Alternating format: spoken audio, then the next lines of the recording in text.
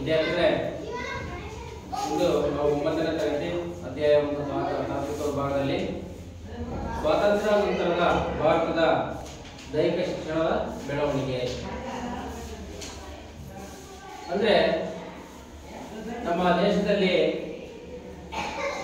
1947 August 15ರಂದು ನಮಗೆ ಏನ್ ಸಿಕ್ತು? ಸ್ವಾತಂತ್ರ್ಯ ಸಿಕ್ತು. ಯಾಕೆ ಹೇಳ್ತಾ ಇದೀನಿ ಅಂದ್ರೆ ಬಹುತೇಕ 1947ರಿಂದ ಮುಂಚೆ ನಮ್ಮನ್ನ ಯಾರು ಆಳ್ವಿಕೆ ಮಾಡಿದ್ರು? ಬ್ರಿಟಿಷರು ನಮ್ಮನ್ನ ಆಳ್ವಿಕೆ ಮಾಡಿದ್ರು. ತದನಂತರ ಸ್ವಾತಂತ್ರ್ಯ ಸಿಕ್ಕ ನಂತರ ನಮ್ಮದೇ ಆದಂತಹ ಆಡಳಿತ ಜಾರಿಯಲ್ಲಿದೆ. ಈಗ ನಾವು ಕೇಳ್ತಿರೋ ಪಾಠವೂ ಕೂಡ ಸ್ವಾತಂತ್ರ್ಯ ನಂತರದ ದೈಹಿಕ ಶಿಕ್ಷಣದ ಬೆಳವಣಿಗೆ. ಅಂದ್ರೆ ಸ್ವತಂತ್ರ ಪೂರ್ವದಲ್ಲೂ ಇತ್ತು, ಇಲ್ಲ ಅಂತಲ್ಲ. ಸ್ವಾತಂತ್ರ್ಯ ನಂತರ ನಮ್ಮದೇ ಆದಂತಹ ಶಿಕ್ಷಣ ವ್ಯವಸ್ಥೆಯನ್ನು ನಾವು ಅಳವಡಿಸಿಕೊಂಡಿದ್ವಿ. ಅದಕ್ಕಿಂತ ಮುಂಚೆ ಬ್ರಿಟಿಷರ ಆಳ್ವಿಕೆ ಇತ್ತು. ಅವರ ಕಾನೂನಿನ ರೀತಿ ಪ್ರಕಾರದಲ್ಲೇ ನಾವು ಶಿಕ್ಷಣವನ್ನ ಪಡಿತಾ ಇದ್ವಿ. ಆದ್ರೆ ಈಗ ಸ್ವತಂತ್ರ ಬಂದ ನಂತರ ನಮ್ಮದೇ ಆದಂತಹ ಶಿಕ್ಷಣ ಪದ್ಧತಿಯನ್ನ ನಾವು ಅಳವಡಿಸಿಕೊಂಡಿದ್ವಿ. ಇದರಲ್ಲಿ ಏನೇನು ಈ ಪಾಠದಲ್ಲಿ ನಾವು ನೋಡ್ತೀವಿ ಅಂದ್ರೆ ಸ್ವಾತಂತ್ರ್ಯ ನಂತರದಲ್ಲಿ ಭಾರತದ ದೈಹಿಕ ಶಿಕ್ಷಣ ಬೆಳವಣಿಗೆ, ದೈಹಿಕ ಶಿಕ್ಷಣದ ಅಭಿವೃದ್ಧಿಗಾಗಿ ವಿವಿಧ ಸಮಿತಿಗಳ ನೇಮಕ, ವಿವಿಧ ಸಮಿತಿಗಳು ನೀಡಿದ ಶಿಫಾರಸುಗಳು ಮತ್ತು ಅನುಷ್ಠಾನ. ಅಂದ್ರೆ ಈ ಶಿಕ್ಷಣ ವ್ಯವಸ್ಥೆ ಸುಧಾರಣೆಗಾಗಿ ನಮ್ಮ ಸರ್ಕಾರ ಹಲವಾರು ರೀತಿಯ ಸಮಿತಿಗಳನ್ನ ನೇಮಕ ಮಾಡಿತು. ಆ ಸಮಿತಿಗಳು ಅನೇಕ ರೀತಿಯ ಶಿಫಾರಸುಗಳು ಮತ್ತು ಅನುಷ್ಠಾನವನ್ನು ಕೂಡ ಮಾಡಿದ್ರು. ಸರ್ಕಾರಕ್ಕೆ ಅವು ಶಿಫಾರಸನ್ನ ಮಾಡ್ತಾ ಇದ್ರು, ಯಾವ ರೀತಿ ಶಿಕ್ಷಣ ವ್ಯವಸ್ಥೆಯನ್ನ ತರಬೇಕು ನಮ್ಮ ದೇಶದಲ್ಲಿ. ಈಗ ನೋಡೋಣ, ದೈಹಿಕ ಶಿಕ್ಷಣದ ಬೆಳವಣಿಗೆಯು ಭಾರತ ತನ್ನದೇ ಆದ ಇತಿಹಾಸವನ್ನ ಹೊಂದಿದೆ. ಅಂದ್ರೆ ಎಸ್ಪೆಷಲಿ ಎಲ್ಲಾ ಶಿಕ್ಷಣ ವ್ಯವಸ್ಥೆಯು ಕೂಡ ಹೊಸದಾಗಿ ರೂಪುಗೊಂಡು, ಆದ್ರೆ ಇದರಲ್ಲಿ ದೈಹಿಕ ಶಿಕ್ಷಣವು ಭಾರತದಲ್ಲಿ ತನ್ನದೇ ಆದ ಒಂದು ಇತಿಹಾಸವನ್ನು ಸಹ ಹೊಂದಿದೆ ಅಂತ ಹೇಳ್ತೇವೆ. ಸ್ವತಂತ್ರ ಪೂರ್ವ ಮತ್ತು ಸ್ವತಂತ್ರ ಪಡೆದ ನಂತರ ನಡೆದು ಬಂದಂತಹ ಹಿನ್ನೆಲೆಯನ್ನ ಹಾಗೂ ಪ್ರಸ್ತುತ ದೈಹಿಕ ಶಿಕ್ಷಣದ ಪ್ರಾಮುಖ್ಯತೆ ಬೆಳವಣಿಗೆಯನ್ನ ತಿಳಿದುಕೊಳ್ಳೋಣ. ಅಂದ್ರೆ ಪೂರ್ವ ಮತ್ತು ಸ್ವತಂತ್ರದ ನಂತರ ಎರಡನ್ನೂ ಸಹ ನಾವು ಇಲ್ಲಿ ಅಧ್ಯಯನ ಮಾಡ್ತೇವೆ. ಸ್ವತಂತ್ರ ಪೂರ್ವದಲ್ಲಿ ಲಾರ್ಡ್ ಮೆಕಾಲೆ ಅವರ ಶೈಕ್ಷಣಿಕ ಧೋರಣೆಯ ಪರವಾಗಿ 1857ರ ಹೊತ್ತಿಗೆ ಹೊಸ ಶಾಲೆಗಳು, ವಿಶೇಷವಾಗಿ ಮಿಷನರಿ ಶಾಲೆಗಳು ಪ್ರಾರಂಭವಾದವು. ಇದರ ಪರಿಣಾಮವಾಗಿ ಭಾರತೀಯ ಮೂಲದ ಕ್ರೀಡೆ ಮತ್ತು ದೈಹಿಕ ಶಿಕ್ಷಣ ಚಟುವಟಿಕೆಗಳನ್ನ ಕ್ರಮೇಣ ಕಡೆಗಣಿಸಲಾಯಿತು ಮತ್ತು ಭಾರತೀಯ ಶಿಕ್ಷಣ ಪದ್ಧತಿಯು ಪಾಶ್ಚಿಮಾತ್ಯಕರಣವಾಯಿತು. ಅಂದ್ರೆ ಈ ಸ್ವತಂತ್ರ ಪೂರ್ವದಲ್ಲಿ, ಅಂದ್ರೆ ನಮಗೆ ಸ್ವತಂತ್ರ ಬರೋಕಿನ ಮುಂಚೆ ಲಾರ್ಡ್ ಮೆಕಾಲೆ ಎನ್ನುವ ಒಬ್ಬ ಶಿಕ್ಷಣ ತಜ್ಞ, ಬ್ರಿಟಿಷ್ ಶಿಕ್ಷಣ ತಜ್ಞ, ಅವನು ಒಂದು ಹೊಸ ಶೈಕ್ಷಣಿಕ ಧೋರಣೆಯನ್ನ ತರ್ತಾರೆ. ಅದರ ಪರಿಣಾಮವಾಗಿ ಭಾರತೀಯ ಶಿಕ್ಷಣ ಪದ್ಧತಿಗಳನ್ನ, ಅಂದ್ರೆ ನಾವು ಮೂಲತಃ ಏನು ಶಿಕ್ಷಣ ಪಡಿತಿದ್ವಿ ಆ ಪದ್ಧತಿಯನ್ನ ತೆಗೆದು ಮಿಷನರಿ ಶಾಲೆಗಳು ಎನ್ನುವ ರೀತಿಯಲ್ಲಿ ಮಿಷನರಿ ಶಾಲೆಗಳನ್ನ ಪ್ರಾರಂಭ ಮಾಡ್ತಾರೆ. ಅದರ ಪರಿಣಾಮ ಭಾರತೀಯ ಮೂಲದ ಕ್ರೀಡೆಗಳು ಹಾಗೂ ದೈಹಿಕ ಶಿಕ್ಷಣ ಚಟುವಟಿಕೆಗಳು ಎಲ್ಲವೂ ಕೂಡ ಕಡೆಗಣಿಸ್ತಾರೆ. ಅಂದ್ರೆ ಅವರದೇ ಆದಂತಹ ಪದ್ಧತಿಯನ್ನು ನಮ್ಮ ಮೇಲೆ ಏರಿದ್ರು. ನಮ್ಮ ದೇಶದ ಮೂಲ ಕ್ರೀಡೆಗಳನ್ನ ಅಲ್ಲಿ ನಿಲ್ಲಿಸಿದ್ರು, ತಡೆ ಹಿಡಿದ್ರು.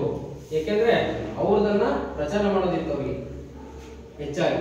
ಹಾಗಾಗಿ ನಮ್ಮ ದೇಶದ ಮೂಲವನ್ನ ಅವರು ಕಡೆಗಣಿಸ್ತಾರೆ. ಸ್ವಾತಂತ್ರ್ಯ ನಂತರ 1948ರಲ್ಲಿ ಕೇಂದ್ರ ಸರ್ಕಾರವು ಮಾಧ್ಯಮಿಕ ಶಾಲೆಗಳಲ್ಲಿ ದೈಹಿಕ ಶಿಕ್ಷಣದ ಸ್ಥಿತಿಗತಿಗಳನ್ನು ಉತ್ತಮಪಡಿಸಲು ತಾರಾಚಂದ್ ಸಮಿತಿಯನ್ನ ಮತ್ತು ವಿಶ್ವವಿದ್ಯಾಲಯಗಳಲ್ಲಿ ಶಿಕ್ಷಣ ವ್ಯವಸ್ಥೆಯನ್ನು ಪರಿಶೀಲಿಸಲು ಡಾಕ್ಟರ್ ರಾಧಾಕೃಷ್ಣನ್ ಆಯೋಗವನ್ನ ನೇಮಿಸಿತು.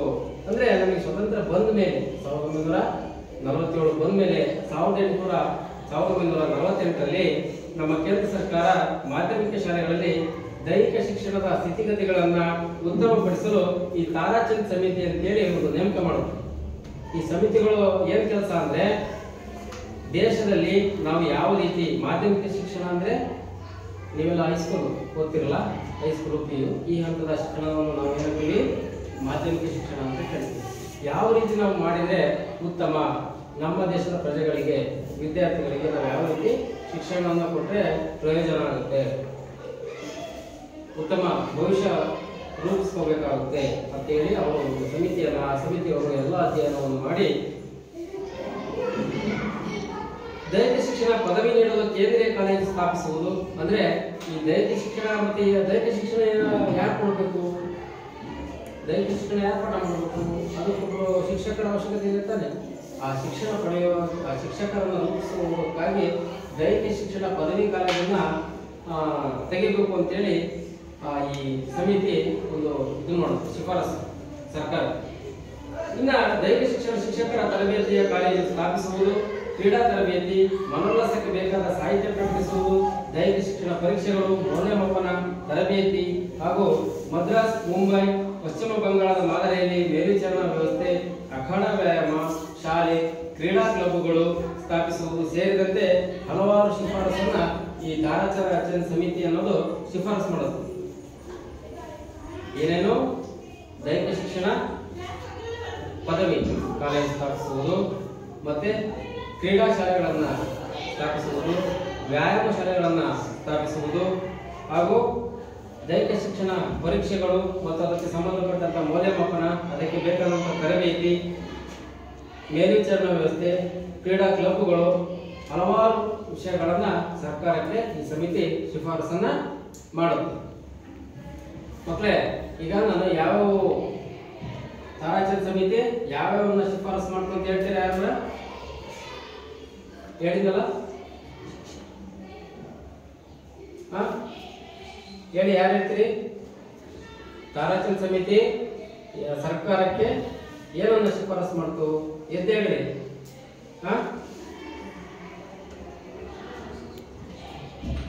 ಅದೇ ರೀತಿಯಾಗಿ 1954ರಲ್ಲಿ ಕೇಂದ್ರ ಸರ್ಕಾರವು central advisory board of physical education and recreation ಎಂಬ ಸಮಿತಿಯನ್ನ ರಚನೆ ಮಾಡುತ್ತೆ.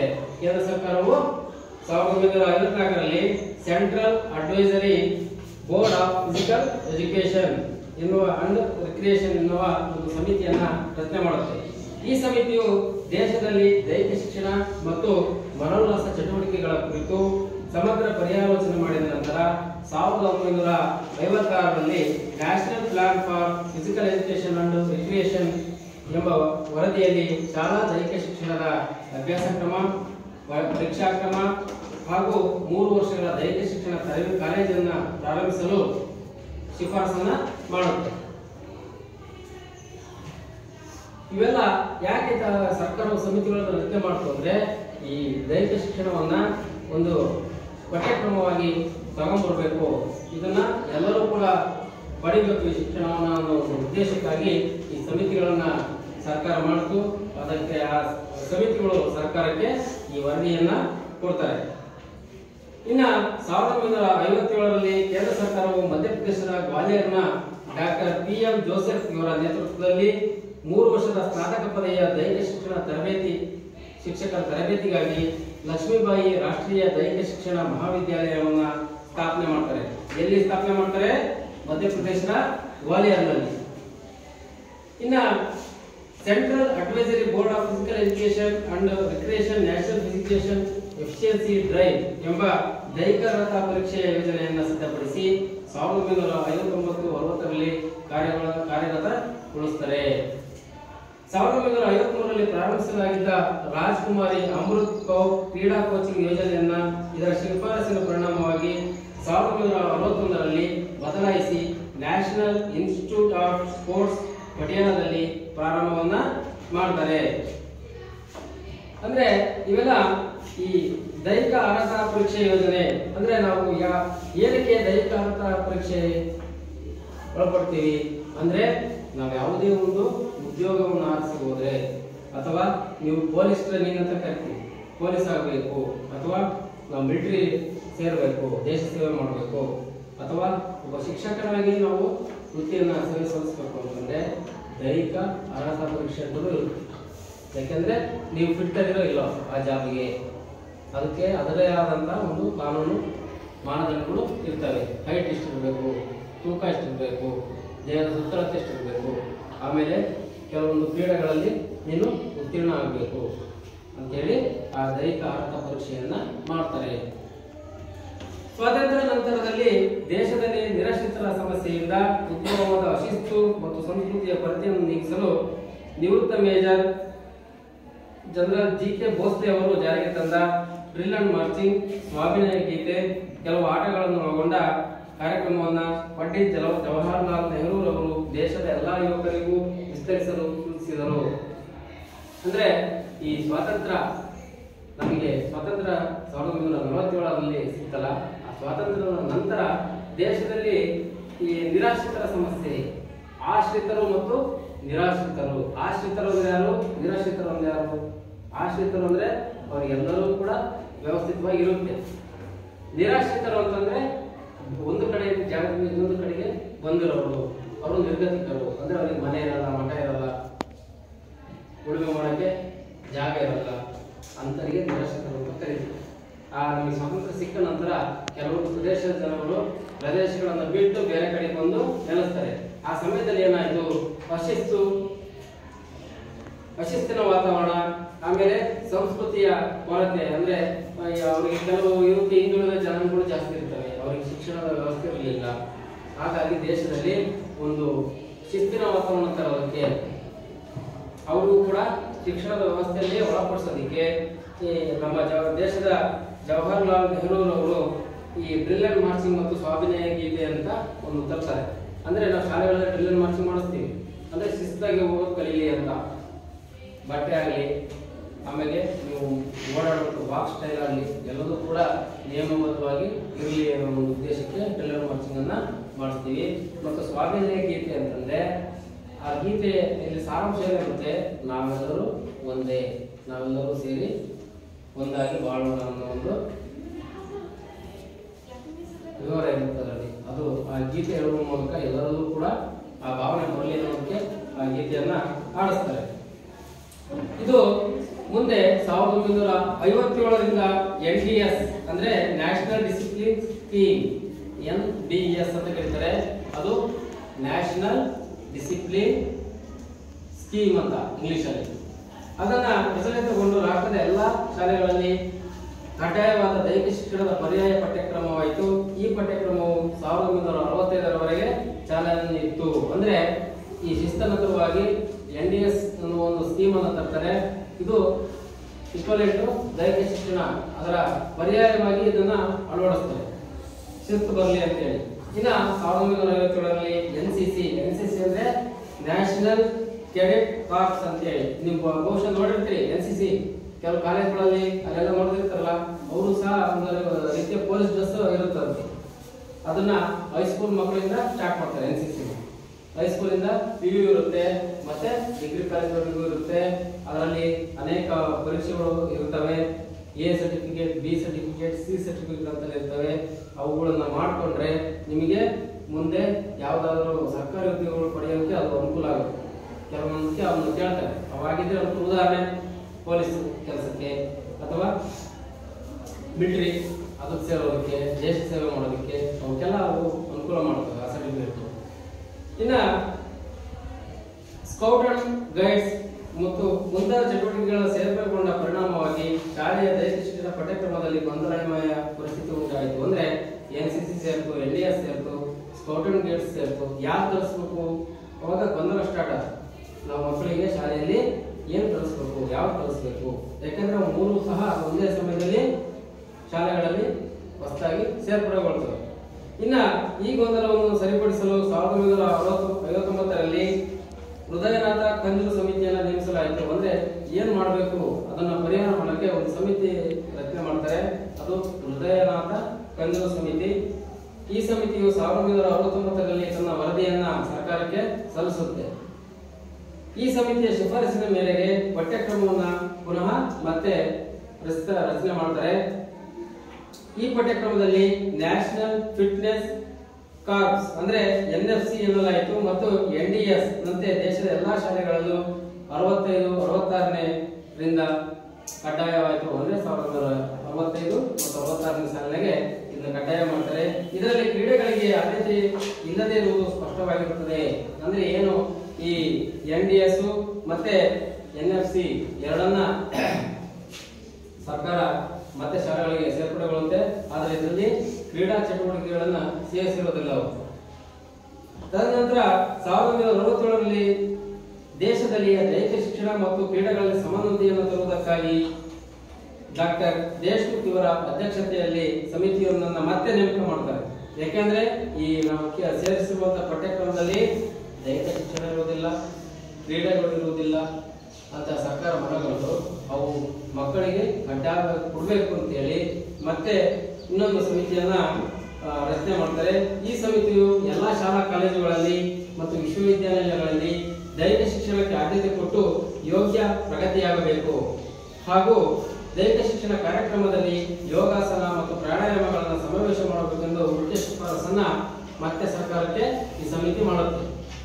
ಏನ್ ಮಾಡುತ್ತೆ, ಎಲ್ಲಾ ಶಾಲಾ ಕಾಲೇಜುಗಳಲ್ಲೂ ಹಾಗೂ ವಿಶ್ವವಿದ್ಯಾನಿಲಯಗಳಲ್ಲೂ ದೈಹಿಕ ಶಿಕ್ಷಣಕ್ಕೆ ಆದ್ಯತೆಯನ್ನು ಕೊಡಬೇಕು ಮತ್ತು ದೈಹಿಕ ಶಿಕ್ಷಣ ಕಾರ್ಯಕ್ರಮಗಳಲ್ಲಿ ಯೋಗಾಸನ ಮತ್ತು ಪ್ರಾಣಾಯಾಮವನ್ನು ಕೂಡ ಸೇರಿಸಬೇಕು ಅಂತೇಳಿ ಸರ್ಕಾರಕ್ಕೆ ಈ ಸಮಿತಿ ಶಿಫಾರಸನ್ನ ಮಾಡುತ್ತೆ. ಇನ್ನು 1992ರಲ್ಲಿ ಕೇಂದ್ರ ಸರ್ಕಾರವು ಹೊಸ ರಾಷ್ಟ್ರೀಯ ಶಿಕ್ಷಣ ನೀತಿ ದೈಹಿಕ ಶಿಕ್ಷಣವನ್ನು ಸಮಗ್ರ ಶಿಕ್ಷಣದ ಅವಿಭಾಜ್ಯ ಅಂಗವೆಂದು ಸಮರ್ಥಿಸಿದ ನಂತರ 1993ರಲ್ಲಿ ಯೋಗ ಒಳಗೊಂಡಂತೆ ಕ್ರೀಡೆ ಮತ್ತು ದೈಹಿಕ ಶಿಕ್ಷಣವನ್ನ ಶಾಲೆಯ ಎಲ್ಲಾ ಹಂತಗಳಲ್ಲಿ ಕಲಿಕೆಯ ಪ್ರಕ್ರಿಯೆಯ ಅವಿಭಾಜ್ಯ ಅಂಗವನ್ನಾಗಿ ಮಾಡಲು ಕ್ರಮ ಕೈಗೊಳ್ಳಲು ಹಾಗೂ ಶಿಕ್ಷಕರು ಹಾಗೂ ವಿದ್ಯಾರ್ಥಿಗಳು ದೈಹಿಕ ಶಿಕ್ಷಣ ಮತ್ತು ಕ್ರೀಡೆಗಳಲ್ಲಿ ಆಸಕ್ತಿ ವಹಿಸುವಂತೆ ಮಾಡಲು ಕೊನೆಯದಾಗಿ ಶಾಲಾ ಕಾಲೇಜುಗಳಲ್ಲಿ ಕಡಿಮೆ ವೆಚ್ಚದ ದೈಹಿಕ ಶಿಕ್ಷಣ ಕ್ರೀಡಾ ಸೌಲಭ್ಯಗಳನ್ನು ಅಭಿವೃದ್ಧಿಪಡಿಸಲು ತೆಗೆದುಕೊಳ್ಳಬೇಕಾದ ಕ್ರಮಗಳನ್ನು ಸೂಚಿಸಲು KP ಸಿಂಗ್ ದೇವ್ ಇವರ ನೇತೃತ್ವದಲ್ಲಿ ಒಂದು ಸಮಿತಿಯನ್ನ ರಚನೆ ಮಾಡುತ್ತೆ. ಈ ಸಮಿತಿಯು ಶಿಕ್ಷಣದ ಹಿಂದಿನ ಸಮಿತಿಗಳ ಅಭಿಪ್ರಾಯಗಳನ್ನೇ ಪುನರುಚ್ಚರಿಸುವುದರೊಂದಿಗೆ 10 ಸಲಹೆಗಳನ್ನ ಮಾಡ್ತು. ಅಂದ್ರೆ ನೋಡ್ರಿ, ಸ್ವತಂತ್ರ ನಂತರ ಒಂದು ಪರಿಪಕ್ವ ಶಿಕ್ಷಣ ನೀತಿಯನ್ನ ಸರ್ಕಾರಗಳು ಪದೇ ಪದೇ ಸಮಿತಿಗಳನ್ನ ರಚಿಸುವ ಮೂಲಕ ಅದನ್ನ ಮತ್ತೆ ಬೇರೆ ರೀತಿಯಾಗಿ ಕನ್ವರ್ಟ್. ಯಾಕೆ ಅಂದ್ರೆ ಆ ಪರಿಸ್ಥಿತಿ ಆಗಿತ್ತು. ಯಾಕಂದ್ರೆ ದೇಶದಲ್ಲಿ ಅಶಿಸ್ತಿನ ವಾತಾವರಣ, ನಿರಾಶ್ರಿತರು, ಸಂಸ್ಕೃತಿಯ ಅಭಾವ ಅವನ್ನೆಲ್ಲವೂ ಕೂಡ ಒಂದು ಪದಕ್ಕೆ ಅಂದ್ರೆ ಒಂದು ಹದ್ಬಸ್ತಿಗೆ ತರೋದಕ್ಕೆ ಹಲವಾರು ರೀತಿಯ ವರ್ಷಗಳ 5, 6, 8 ವರ್ಷಗಳಿಗೆ ನಮ್ಮ ಶಿಕ್ಷಣ ನೀತಿಯನ್ನ ಸರ್ಕಾರಗಳು ಚೇಂಜ್ ಮಾಡ್ಕೊಂತ ಬಂದು ಕೊನೆಗೆ ದೈಹಿಕ ಶಿಕ್ಷಣ ಅಂದ್ರೆ ಅದಕ್ಕೊಂದು ಸ್ಥಾನವನ್ನು ಕೊಟ್ಟು ಅದಕ್ಕೆ ಕ್ರೀಡೆಗಳು ಮತ್ತು ಯೋಗಾಸನ, ಪ್ರಾಣಾಯಾಮ, ಒಂದು ಶಿಸ್ತುಬದ್ಧ ಚಟುವಟಿಕೆಗಳನ್ನ ಆ ಪಠ್ಯಕ್ರಮದಲ್ಲಿ ಸೇರಿಸಿ ಈ ಅಂಶಗಳನ್ನ ಕೊನೆಗೆ 1993ರಲ್ಲಿ ಈ ಸರ್ಕಾರ ಶಿಕ್ಷಣ ಇದಕ್ಕೆ ಸೇರಿಸುತ್ತೆ.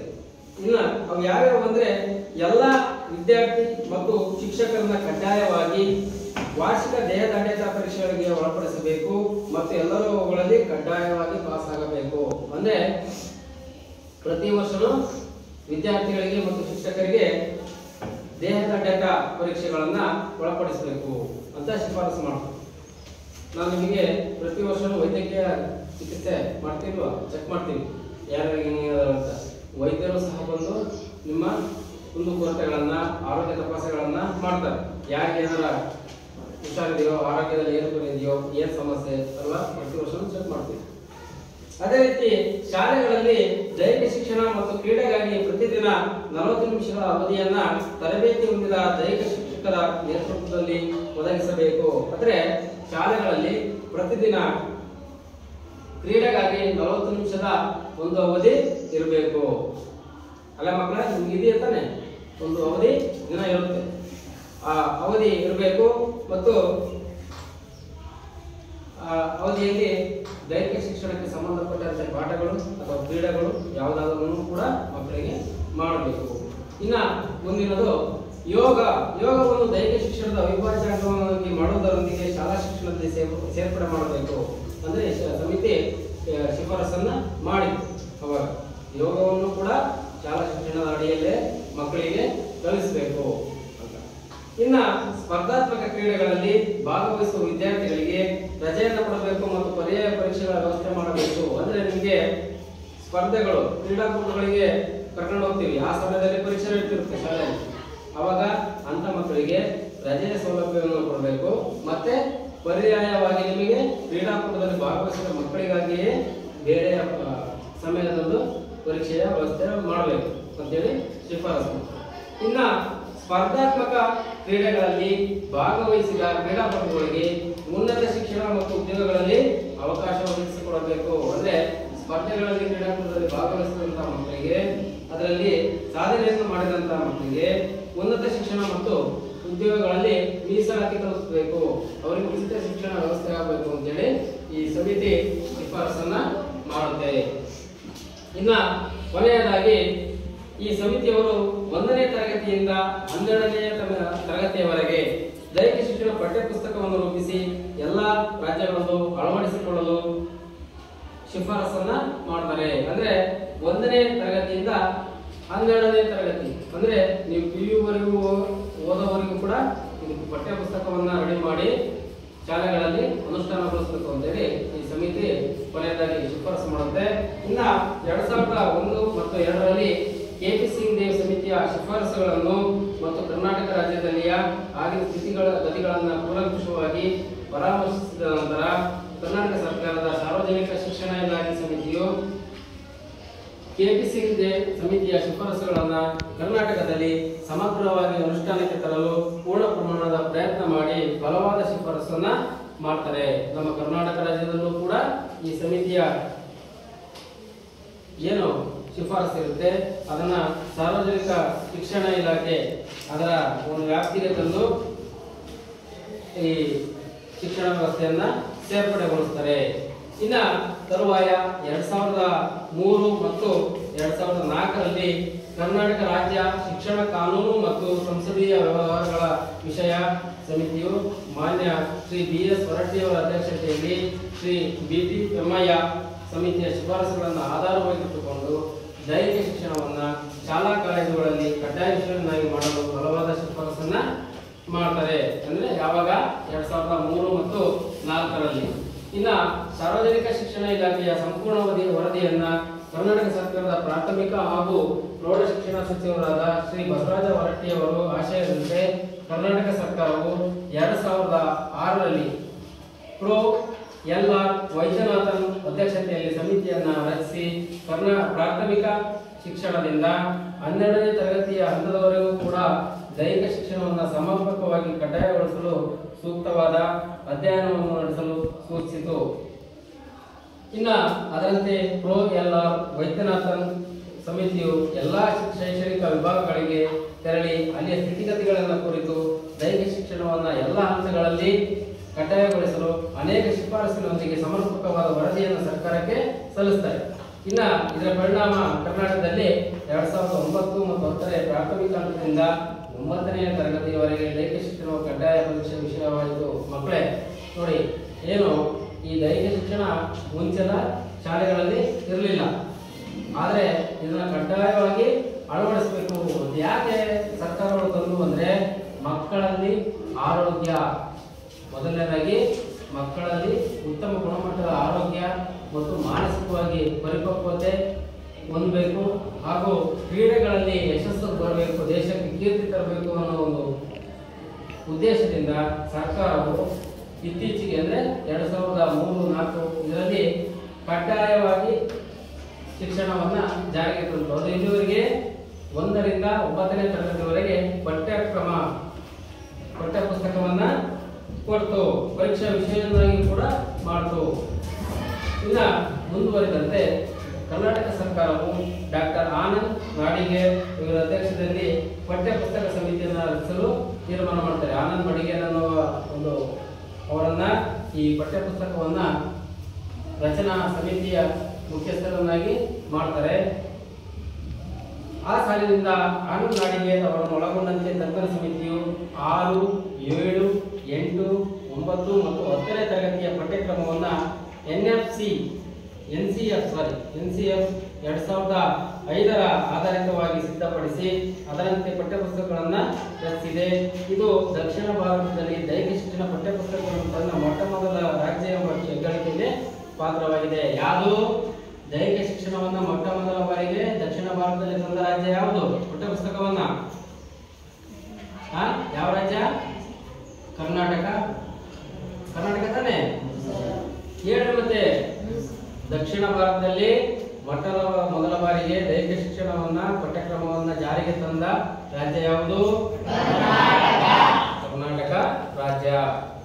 ಇನ್ನ 2011ರ ಜೂನ್ ತಿಂಗಳಿನ 20ರಿಂದ 22ರವರೆಗೆ ಶಾಲೆಗಳಲ್ಲಿ ಕ್ರೀಡೆ ಮತ್ತು ದೈಹಿಕ ಶಿಕ್ಷಣವನ್ನ ಉತ್ತೇಜಿಸುವ ಸಲುವಾಗಿ ಸಿಮ್ಲಾದಲ್ಲಿ ಅಂತಾರಾಷ್ಟ್ರೀಯ ಕಾರ್ಯಾಗಾರವನ್ನು ಹಮ್ಮಿಕೊಳ್ಳಲಾಗಿತ್ತು.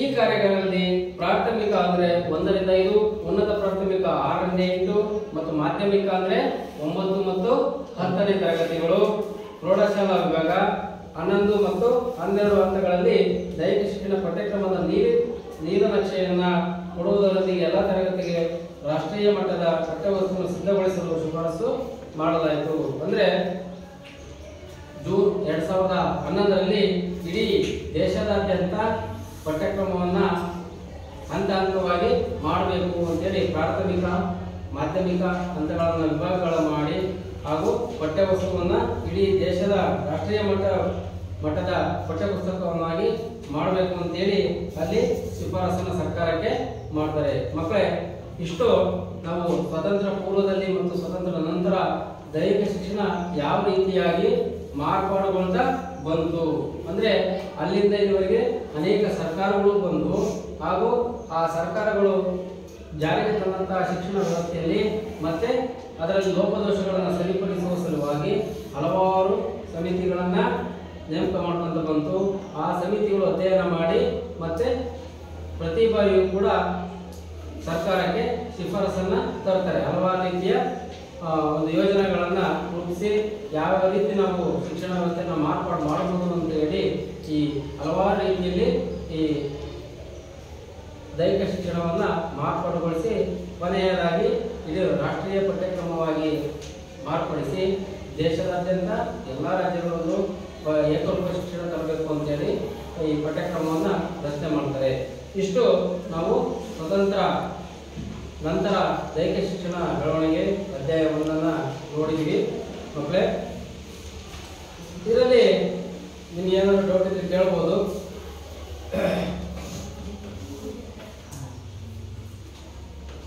ಪ್ರಶ್ನೆಗಳನ್ನ ಕೇಳ ಹೇಳ್ತೀರಾ? ಯಾವ ಸಮಿತಿ ಈ ದೈಹಿಕ ಶಿಕ್ಷಣವನ್ನ ಒಂದು ಹಂತಕ್ಕೆ ತರಬೇಕು ಅಂತ ಹೇಳಿ ಮೊದಲಿಗೆ ರಚನೆ ಮಾಡ್ತಾರೆ? ಯಾವ ಸಮಿತಿ ಹೇಳ್ರಿ?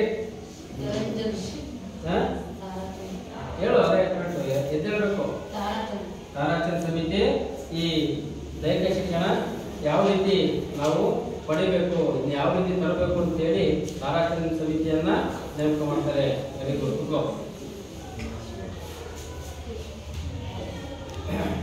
ಮತ್ತೆ ಇನ್ನ ಇದರಲ್ಲಿ ಈ ಗದ್ಯ ಭಾಗದಲ್ಲಿ ಬಿಟ್ಟ ಸ್ಥಳಗಳನ್ನ ಸೂಕ್ತ ಪದಗಳಿಂದ ತುಂಬಿರುವಂತೆ ಇದೆ. ಆ ಬಿಟ್ಟ ಪದಗಳನ್ನ ನೀವು ತುಂಬಬೇಕು. ಗೊತ್ತಾಯ್ತಾ? ಪಾಠದಲ್ಲಿ ನೀವು ಪಾಠವನ್ನ ಓದಿದ ನಂತರನೇ ನೀವು ತುಂಬಕ್ಕೆ ಸಾಧ್ಯ. ಎಲ್ಲರೂ ಕೂಡ ಓದಬೇಕು. ಅದೇ ರೀತಿ ಇಲ್ಲಿ ಆಪ್ಷನ್ ಕೊಟ್ಟಿದ್ದಾರೆ. ಬಿಟ್ಟ ಸ್ಥಳಗಳಲ್ಲಿರುವ ಸೂಕ್ತ ಉತ್ತರವನ್ನು ಆಯ್ಕೆ ಮಾಡಿ ಅಲ್ಲಿ ತುಂಬಿ ಅಂತೇಳಿ ಅಲ್ಲಿ 4 ಆನ್ಸರ್ಗಳನ್ನು ಕೊಟ್ಟಿದ್ದಾರೆ. ಅದು ಸರಿಯಾಗಿ ಯಾವುದು ಅಂತೇಳಿ ತುಂಬಬೇಕು. ಹಾಗೂ ಇಲ್ಲಿ ಹೊಂದಿಸಿ ಬರೆಯಲು ಕೊಡಿದ್ದಾರೆ. ಆ ಹೊಂದಿಸಿ ಬರೆಯೋದು ಕೂಡ ನೋಡ್ಕೋಬೇಕು. ನೀವು ಯಾವ ಇಸ್ವಿಗೆ ಏನು ನಡೀತು, ಯಾವ ಸಮಿತಿ ಅಂತೇಳಿ ಸೂಕ್ತ ಉತ್ತರವನ್ನು ಬರೀಬೇಕು. ಹಾಗೂ 2-3 ವಾಕ್ಯಗಳಲ್ಲಿ ಪ್ರಶ್ನೆಗಳು ಕೂಡ ಇವೆ, ಅವು ಕೂಡ ನೀವು ಉತ್ತರವನ್ನು ಬರೀಬೇಕು. ಹಾಗೂ ಇದರಲ್ಲಿ ಒಂದು ಚಟುವಟಿಕೆ ಇದೆ ಮಕ್ಕಳೇ. ನಿಮ್ಮ ಹಿರಿಯ ಸೋದರಿಯರೊಂದಿಗೆ ಅವರು ಓದುತ್ತಿದ್ದ ಸಮಯದಲ್ಲಿದ್ದಂತಹ ದೈಹಿಕ ಶಿಕ್ಷಣದ ಮಾಹಿತಿಯ ಬಗ್ಗೆ ಸಂಗ್ರಹಿಸಿ ವರದಿ ಬರೆಯಿರಿ. ಅಂದ್ರೆ ನಿಮ್ಮ ಹಿರಿಯ ಸೋದರಿಯರು ಅಂದ್ರೆ ನಿಮ್ಮ ಅಣ್ಣಗಳು ಯಾರು ಓದಿರ್ತಾರಲ್ಲ, ಅವಾಗ ಏನೇನು ಆಗ್ತಿದ್ರಿ, ಯಾವ ಚಟುವಟಿಕೆಗಳಲ್ಲಿ ಭಾಗವಹಿಸ್ತಿದ್ರಿ ಅಂತ ಆ ವಿಷಯವನ್ನ ಸಂಗ್ರಹಿಸಿ ನೀವು ಬರ್ಕೋಬೇಕು, ನೋಟ್ಸಲ್ಲಿ ಬರೀಬೇಕು. ಗೊತ್ತಾ?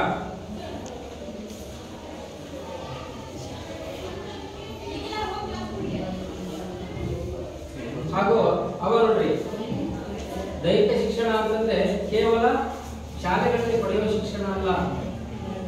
ಮೊದಲೆಲ್ಲ ಈ ಕ್ರೀಡೆಗಳು ಅಂದ್ರೆ ಇತ್ತೀಚೆಗೆ ಬಂದು ನಮ್ಮ ಮೂಲತಃ ಕ್ರೀಡೆಗಳು ಅಂತಂದ್ರೆ ಕುಸ್ತಿ. ಭಾರತದಲ್ಲಿ ಮೂಲತಃ ಕ್ರೀಡೆಗಳು ಯಾವ್ದಿತ್ತು? ಕುಸ್ತಿ ಆಡ್ತಿದ್ರು ಅವಾಗ. ಬರ್ಚಿ ಎಸೆತ ಅಂದ್ರೆ ನಾವೀಗ ಜಾವ್ಲಿನ್ ಥ್ರೋ ಎಸಿತೀವಲ್ಲ, ಆ ಮೂಲತಃ ಅವಾಗೆಲ್ಲ ಯಾವ್ದು ಉಪಯೋಗಿಸರು? ಪ್ರಾಣಿಗಳನ್ನ ಬೇಟೆಯಾಡೋದಕ್ಕೆ ಉಪಯೋಗಿಸರು. ರಾಜ ಮಹಾರಾಜರ ಕಾಲದಲ್ಲಿ ಸೇನಾಧಿಪತಿಗಳು ಸೈನಿಕರ ಕೈಯಲ್ಲಿ ಚೂಪಾದ ಆಯುಧ ನಿಂತಿರಲ್ಲ, ಏನಕ್ಕೆ? ಯುದ್ಧ ಮಾಡಕ್ಕೆ, ಅದನ್ನ ಮನುಷ್ಯರನ್ನ ಸಾಯಿಸೋದಕ್ಕೆ ಉಪಯೋಗಿಸೋದು. ಅದಕ್ಕಿಂತ ಪೂರ್ವದಲ್ಲಿ ಬೇಟೆಯಾಡಲು, ಯಾವುದು ಕಾಡು ಪ್ರಾಣಿಗಳನ್ನು ಬೇಟೆಯಾಡಕ್ಕೆ ಮುಂದೆ ಚೂಪು ಮಾಡ್ಕೊಂಡಿರೋರು ಆ ಕೋಲನ್ನ ಹಾಕಿ ದಿವ್ಯರು ಅಂತ. ಆಮೇಲೆ ರಥ ಸ್ಪರ್ಧೆ ಅಂತ ಇತ್ತು. ಅಂದ್ರೆ ಕುದುರೆ ರಥ ಮಾಡಿಕೊಂಡು ಕುದುರೆಯಲ್ಲಿ ಅದನ್ನ ರಥ ಸ್ಪರ್ಧೆ ಅಂದ್ರೆ ರಾಜ ಮಹಾರಾಜರು ಓಡಿಸೋದಲ್ಲ, ಯುದ್ಧ ಮಾಡಕ್ ಬಳಸೋರು. ಒಂದ್ ಕಡೆಯಿಂದ ಇನ್ನೊಂದ್ ಕಡೆಗೆ ಹೋಗಕ್ಕೆ ಬಳಸೋರು. ರಥ ಸ್ಪರ್ಧೆ ಇತ್ತು, ಕುಸ್ತಿ ಇತ್ತು.